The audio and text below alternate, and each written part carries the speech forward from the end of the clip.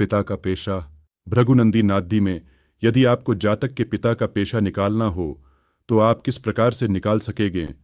तो इस कुंडली को ध्यान से देखें तो वैसे तो आपको सब सामान्य ही दिखाई देगा, किंतु यदि ध्यान से देखें तो इस जातक के पिता कृषक होंगे, क्योंकि सूर्य पिता का प्रतिनिधित्व करता है और सूर्य यन्हा कन्या राशि में स्थित है, जो सब्जियों, खाद्य फसलों आदि का प्रतीक है।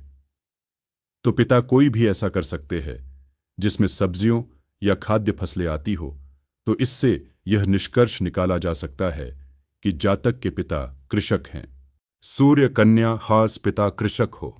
माता पिता के पैसे का बंटवारा। इसी प्रकार यदि आपको पता करना हो कि भृगुनंदी नादी से आप पैसों का बंटवारा कैसे देख सकते हैं, तो इस कुंडली को फिर ध्यान से देखें तो आपको पता चलता है कि सूर्य पिता का कारक है और शनि उसका पुत्र है।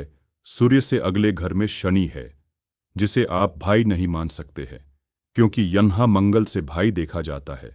तो सूर्य के दूसरे भाव अर्थात पिता की संपत्ति पर शनि के रूप में उसके पुत्र का अधिकार है, किंतु शनि के ठीक सामने वाले घर में आपको मंगल दिखाई दे रहा है, तो पिता की संपत्ति पर उसके भाई भी अधिकार जमाएंगे।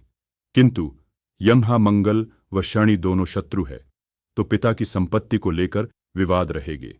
वहीं सूर्य जो कि पिता के कारक है, उसके साथ शुक्र विराजमान है, तो पिता के पास धन भी है, जिस पर भी मंगल की दृष्टि है, क्योंकि मंगल वक्री है, तो दो भावों पर मंगल की दृष्टि मानी जाएगी, तो पिता की दौलत के लिए भी विवाद होंगे। अब सूर्य के आगे तुला राशि में बुध है।